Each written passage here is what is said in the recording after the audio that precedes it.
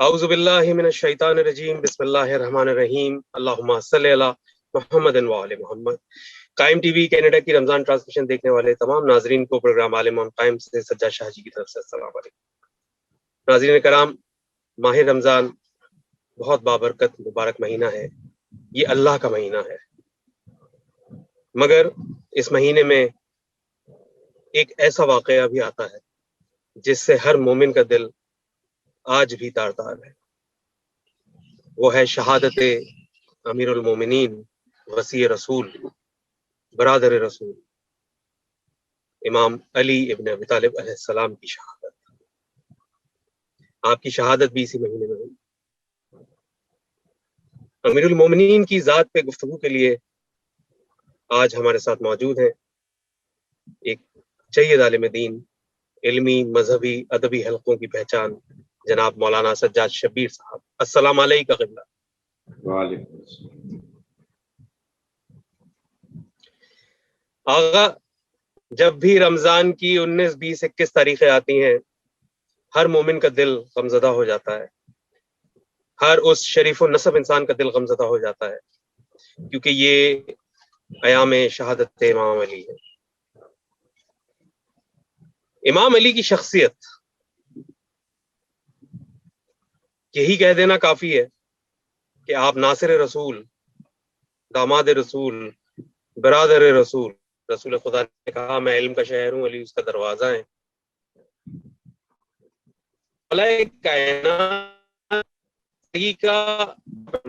مولا کائنات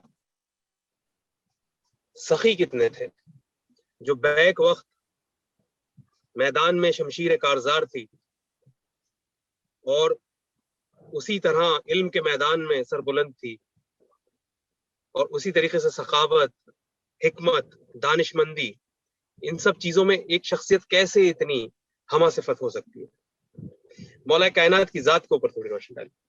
اعوذ باللہ من الشیطان الرجیم بسم اللہ الرحمن الرحیم۔ سجاد بھائی، بہت اچھا اور بڑا اہم سوال کیا آپ نے۔ مولا کائنات کی زندگی کے جو جتنے پہلو ہیں، اگر آج کا مسلمان ان تمام زندگی کے رموز مولا کائنات کے سمجھ لے تو دنیا میں یہ جتنے بھی مسائل ہیں وہ خود بخود حل ہوتے ہیں۔ مولا کائنات کی فضائل کا سمندر کسی یقیناً کوزے میں سما نہیں سکتا، اور نہ کسی کے پاس وہ زبان ہے کہ مولا کے فضائل بیان کر سکے، اور نہ وہ کہ مولا کی شخصیت پر کوئی روشنی ڈال سکتا ہے، نہ کوئی قلم ہے کہ لکھ سکے، نہ کتنی سیاہی ہے، نہ اتنے ورق ہیں، نہ اتنا ذہن ہے۔ اس لیے کہ مولا کائنات کی زندگی ہے وہ آغوش رسالت سے لے کے اور مسجد کوفہ تک آپ کی زندگی کا ایک ایک لمحہ اطاعت خداوندی میں گزرا۔ مولا کائنات اٹھے بھی ہیں تو اللہ کی رضا سے، نطق بھی کیا ہے تو اللہ کی رضا سے، شجاعت بھی دکھائی ہے تو اللہ کی رضا سے، سبحان اللہ، اور ممبر کوفہ پہ بیٹھے ہیں تو اللہ کی رضا سے۔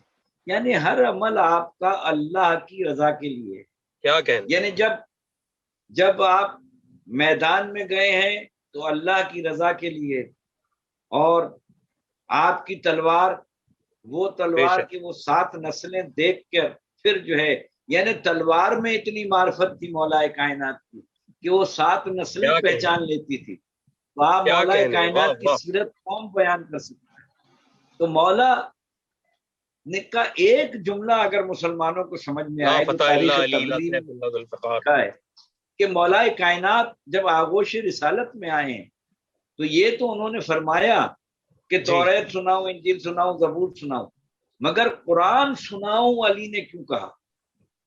اگر اس بات کو دنیا سمجھ لے، اور یہ میں نہیں کہہ رہا، تاریخ تبری نے لکھا ہے کہ قرآن نازل ہوا ہے 10 سال کے بعد، اور علی آغوش رسالت میں کہہ رہے ہیں کہ قرآن سناؤں۔ علی دنیا کو بتانا یہ چاہتے تھے کہ میں محافظ قرآن ہوں، وارث قرآن ہوں۔ قرآن کو سمجھو، مجھے سمجھنا ہے، قرآن کو سمجھنا ہے تو پہلے مجھے سمجھو۔ اور علی ایک اور پیغام دینا چاہتے تھے کہ جس کے بیٹے کی قرآن فہمی کا عالم یہ ہوگا کہ 10 سال بعد نازل ہوا ہے قرآن، اور علی کہہ رہے ہیں قرآن سناؤں، تو جس کے بیٹے کی قرآن فہمی یہ ہوگی، اس کے بعد کی قرآن فہمی کا عالم کیا ہوگا؟ سبحان اللہ، واہ واہ واہ واہ۔ آج دنیا عصر حاضر تک علی کی زندگی کے ایک پہلو کو بھی نہیں سمجھ سکی۔ اس کی وجہ یہ ہے کہ ہم نے آغوش ابو طالب کو نہیں سمجھا، ہم نے سرکار ابو طالب کی زندگی کو نہیں سمجھا، ان کی وفا کو نہیں سمجھا، ان کے صبر کو نہیں سمجھا، ان کی شفقت کو نہیں سمجھا۔ اگر حضرت ابو طالب نہ ہوتے تو نہ آپ کے پاس نبوت ہوتی، نہ آپ کے پاس امامت ہوتی۔ بقائے امامت اور بقائے نبوت ہے ابو طالب۔ دنیا نے ابو طالب کو نہیں سمجھا تو ابو طالب کا بیٹا کہاں سے سمجھ میں آئے گا؟ تو علی کو سمجھنے کے لیے ڈاکٹر گیبن جیسا شخص یہ لکھے کہ علی وہ عادل حاکم تھا کہ اس نے اس وقت تک منہ میں نوالا نہیں رکھا جب تک علی کو یہ یقین نہیں ہو گیا کہ میرے رعایا میں کوئی بھوکا نہیں ہے۔ علی کی رعایا میں سب مسلمان نہیں تھے، علی کے دشمن بھی تھے۔ اگر علی اتنے عادل حاکم تھے کہ اپنے منہ میں نوالا نہیں رکھا جب تک علی کو یقین نہیں ہو گیا کہ میری رعایا میں کوئی بھوکا نہیں ہے۔ شجاعت کا یہ عالم ہے کہ کبھی زرہ نہیں پہنی، سخاوت کا یہ عالم ہے کہ کبھی کوئی خالی سائل گیا نہیں، یہاں تک کہ حالت رکوع میں بھی اگر آیا تو زکوٰۃ دے دی۔ قرآن نے کہہ دیا، سبحان اللہ، واہ واہ واہ، قرآن کی یعنی سائل کو بھی کبھی نہیں لوٹایا۔ بالکل۔ اور شجاعت بھی ایسی کہ جو سامنے آیا تو پھر علی کے سامنے جو آیا وہ بچا نہیں، اور پھر جب صبر ایسا کہ اگر رسول اللہ نے کہہ دیا کہ تلوار نہیں نکالنی تو علی نے صبر کر کے بھی دکھایا۔ یعنی علی کی شجاعت، علی کی سخاوت، علی کا علم، علی کا یقین، علی کی عبادت، مولائے کائنات کی ریاضت، یہ ساری چیزیں انسان کو سمجھ میں آئے تو علی سمجھ میں آئے گا۔ مولائے کائنات نام ہے شجاع کا، اس وسیع رسول کا کہ جس کی میں نے جیسے عرض کیا کہ خانہ کعبہ سے لے کے مسجد کوفہ تک بڑے بڑے مارکے کیے، خیبر کو 2 انگلیوں پہ اٹھایا، اور ہندو شاعر کی نظر پڑی تو ہندو شاعر نے کہا کہ جو 5 انگلیاں اٹھتی تو عرش و فرش ہل جاتے، غنیمت جانیے 2 انگلیوں میں باب خیبر تھا۔ تو اگر علی 5 انگلیاں اٹھا لیتے تو کیا ہوتا؟ تو شجاعت ایسی، سخاوت ایسی، مگر نہیں کہا کہ میں کامیاب ہوا۔ ٹھیک ہے نا، جب سب نبی کو چھوڑ کے چلے گئے خود کھڑے رہے، نہیں کہا کہ میں کامیاب ہوا، کبھی نہیں کہا، کسی جنگ میں نہیں کہا، مگر جب ضربت لگی تو کہا رب کعبہ کی قسم میں علی کامیاب ہو گیا۔ دنیا کو بتانا یہ تھا کہ علی کی ابتدا بھی خدا کے لیے، علی کی انتہا بھی خدا کے لیے، کعبے میں آنا بھی اللہ کے لیے، اور آخری ضربت کا کھانا بھی اللہ کے لیے۔ تو علی کی زندگی کا ہر لمحہ اطاعت خداوندی کا نام ہے۔ سبحان اللہ، سبحان اللہ، واہ واہ واہ، بہت خوب، بہت خوب، بہت خوب۔ آغا یہ بتائیے کہ اگر مولا کائنات کی شخصیت نہ ہوتی تو کیا وہ تمام غزوے، وہ تمام سریے، وہ تمام مارکے جو ظاہر ہے اسلام کی طرف سے سب ڈیفینسو تھے، اسلام نے کبھی پہل نہیں کری، ہمیشہ دفاعی اس میں جنگ لڑی، کیا ان کا نقشہ وہی ہوتا جو ہوا اگر مولا کائنات نہ ہوتے؟ دیکھیں، اگر میں تاریخ کا طالب علم ہونے کی حیثیت سے یہ بات بڑی دعوے سے کر رہا ہوں کہ اگر اسلام میں 3 شخصیتیں نہ ہوتی تو اسلام کی شکل اس قسم کی نہ ہوتی۔ ایک سب سے پہلے جناب ابو طالب علیہ السلام، جن کے عمل کو خدا نے اپنا عمل قرار دیا۔ واہ واہ واہ واہ۔ دوسری جناب خدیجۃ الکبریٰ سلام اللہ علیہ، اگر وہ نہ ہوتی تو بی بی سیدہ نہ ہوتی، بے شک، ٹھیک ہے نا، پھر حسنین نہ ہوتے، اور اگر حضرت ابو طالب نہ ہوتے تو مولا کائنات نہ ہوتے. صحیح صحیح. سبحان اللہ. حضرت ابو طالب اور جناب خدیجہ اور مولا کائنات ان تین کو کمپائل کر لیجئے تو دین اسلام بنتا ہے. کیا کہنے. واہ واہ واہ. شخصیتوں کا میں کہنا یہ چاہ رہا ہوں کہ ان تین شخصیتوں کو کمپائل کریں گے تو اس چیز کا نام بنے گا دین اسلام. کیا بات ہے. ایک کی دولت جس نے اسلام پہ خرچ کر دی دین کی خاطر وہ جناب خدیجہ کہلائیں. ایک نے اسلام کو پالا، ایک زانو پہ نبوت کو پالا، ایک زانو پہ امامت کو پالا، دین کو پال کے دیا. اور ایک شخصیت علی جس کے لیے کہا کہ الیوم اکملت لکم دینکم واتممت علیکم نعمتی، یعنی دین کو بچایا جناب خدیجہ کی دولت نے، جناب ابو طالب نے، اور دین کی تکمیل ہوئی مولا کائنات پر. تو مولا کائنات اور یہ تینوں شخصیتیں نہ ہوتی تو دین کا نقشہ کچھ اور ہوتا. بالکل ایسے ہی. بالکل درست کہہ رہے ہیں. بالکل درست کہہ رہے ہیں. یعنی گویا رسول کا علم، رسول کی حکمت، وہ سب کچھ ہمیں جو ملے گی وہ در ابو طراب سے ہی ملے گی. دیکھیں نا کہ مولا کائنات فرماتے ہیں کہ میں نے ایسے علم سیکھا ہے کہ جیسے چڑیا کا بچہ جو ہے وہ اپنی ماں سے دانہ لیتا ہے. ٹھیک ہے نا. مولا کائنات کو زبان جیسے ہی آغوش رسالت میں آئے تھے تو سرکار نے پہلی اپنی زبان مبارک سبحان اللہ منہ میں دے کے یہ بتایا تھا کہ آج نبوت کی پوری سی ڈی امامت میں منتقل کر رہا ہوں. یعنی نبوت کا علم کیا کہنے. واہ واہ. امامت کی سی ڈی میں آ گیا.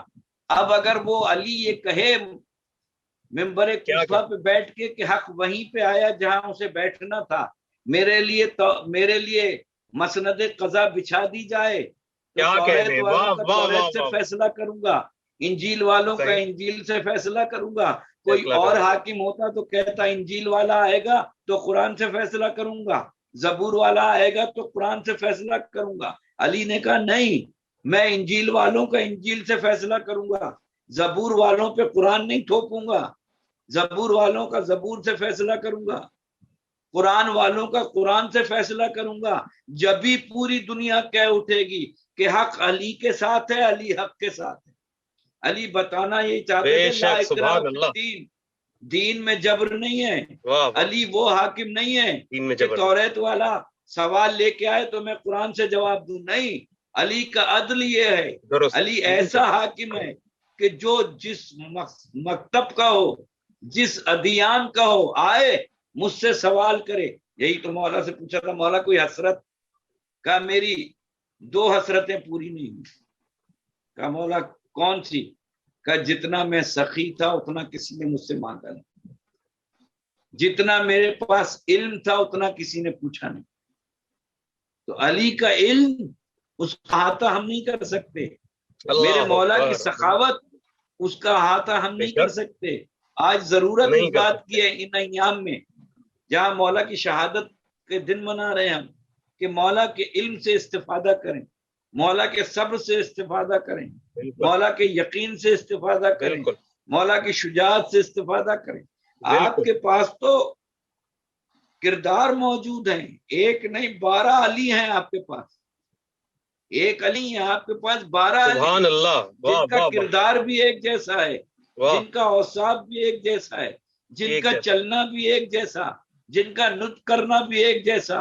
وہ اٹھے بھی تو علی، وہ بیٹھے بھی تو علی، وہ سوئے بھی تو علی، وہ چلے بھی تو علی، وہ تلوار اٹھائے بھی تو علی، وہ تلوار میان میں رکھے بھی تو علی. 12 علی آپ کے پاس موجود ہیں، ایک علی نہیں ہے. یہی تو پوچھا تھا کہ مولا یہ کیوں نہیں کہا اولنا محمد اوسطنا محمد، اولنا علی اوسطنا علی. کا ایک تو غدیر کا برداشت نہیں ہوا، یہ 12 کہاں سے برداشت ہوا؟ تو ہمارے ہاں تو کردار موجود ہیں. آج ضرورت ہے ہی نہیں آج